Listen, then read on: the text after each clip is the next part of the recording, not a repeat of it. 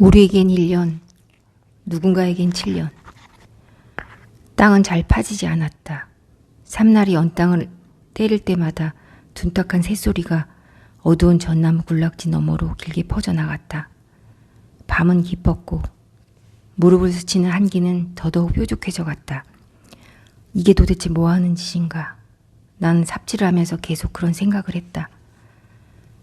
남양주에서 부천으로 그리고 다시 차를 몰아 선산이 있는 경기도 가평에 도착한 것은 자정 무렵이었다. 일을 아무리 일찍 마무리한다고 해도 새벽 4시는 되어야 끝날 텐데 내일도 어김없이 8시 반까지는 출근을 해야 하는데 그런 생각이 들 때마다 나는 힐끔힐끔 아버지 산소 옆에 쪼그리고 앉아있는 어머니를 바라보았다. 어머니는 마치 오래된 비석처럼 아무 말 없이 거기 가만히 앉아 있었다. 내가 부천으로 건너와야겠다. 어머니의 전화를 받은 것은 퇴근 후 막 집에 도착했을 때였다. 월말인데다 분기사업 실적 보고서까지 겹쳐 몸과 마음 모두 세탁기에 넣어놓고 오랫동안 돌리지 않은 빨래처럼 후줄근해진 상태였다. 나는 따뜻한 물에 샤워를 하고 싶었고 바로 잠들고 싶었다.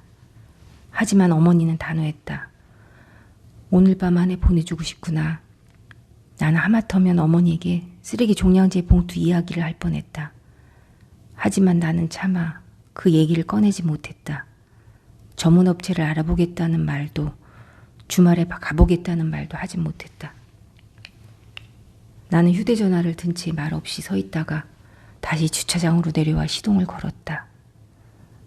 내가 살고 있는 남양주에서부터 어머니가 홀로 살고 있는 부천까지는 1시간 반 남짓 걸렸다. 부천에서 가평까지는 2시간이 더 걸릴 텐데 선산이란 말이지 죽은 개를 꼭 선산에 묻어야겠다는 말씀인 거지.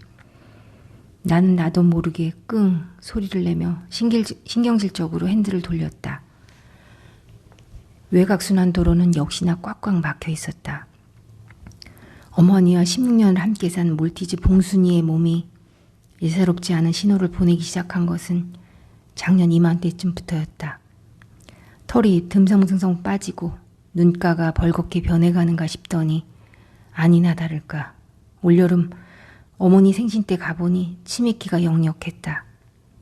똥오줌도 제대로 가리지 못했고 베란다 유리창에 머리를 부딪히고 넘어가는가 하면 사료를 먹고 토하고 또 사료를 먹는 일을 반복했다. 관절염 때문에 예전처럼 소파 위로 올라오지도 계단을 내려가지도 못한다는 말을 하는 어머니의 표정은 묘하게도 병순이의 얼굴을 닮아 있었다. 그러니까 아마도 그때부터 내 불안은 시작된 것인지도 모른다. 사실 봉순이를 처음 애견 매장에서 분양받아 어머니 품에 맡긴 것은 나였다. 환갑이 되자마자 간암으로 세상을 뜬 아버지의 빈자리를 나는 그런 식으로 메우려 했다. 남양주에 막 신혼집을 꾸린 것도 그때였고 아무래도 홀로 호러머리를 모시고 산다는 것이 부담스럽기도 했으니까 아들의 자리를 봉순이가 대신해 주길 바라는 마음이 컸다. 그리고 내 예상대로 봉순이는 훌륭히 그 역할을 해나갔다. 그런 봉순이가 세상을 뜬 것이었다. 그러니 법규에 나온 대로 쓰레기 종량제 봉투에 담아서 사체를 처리하라는 말을 그 얘기를 차마 꺼내지 못하는 것이었다. 그럭저럭 구덩이의 형태를 갖춰갈 때쯤 등 뒤에서 어머니의 목소리가 들려왔다. 사흘 전쯤에 말이다. 봉순이가 눈 감기 사흘 전쯤에 나는 잠시 삽줄을 멈추고 뒤돌아 어머니를 바라보았다. 어머니는 계속 어둠 속에 웅크리고 앉아 있었다. 자고 일어났더니 얘가 내 베개 옆에 가만히 엎드려서 빤히 내 눈을 바라보고 있는 거야. 그래서 나도 잠결에 얘를 안아주려고 손을 뻗었는데 봉순이가 눈물을 뚝뚝 흘리고 있더라.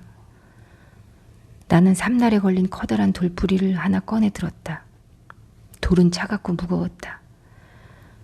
그래서 나도 모르게 눈물이 나와서 봉순이를 왈칵 안았는데 그렇게 한참을 안고 있다가 봉순이가 엎드려 있던 곳을 보니까 거기에 내 양말 두 짝이 얌전히 놓여 있는 거다. 어머니는 계속 무덤덤한 목소리로 말을 했다.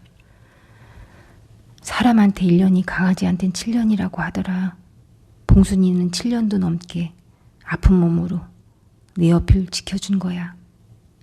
내 양말을 제 몸으로 데워주면서 나는 묵묵히 계속 삽질만 했다.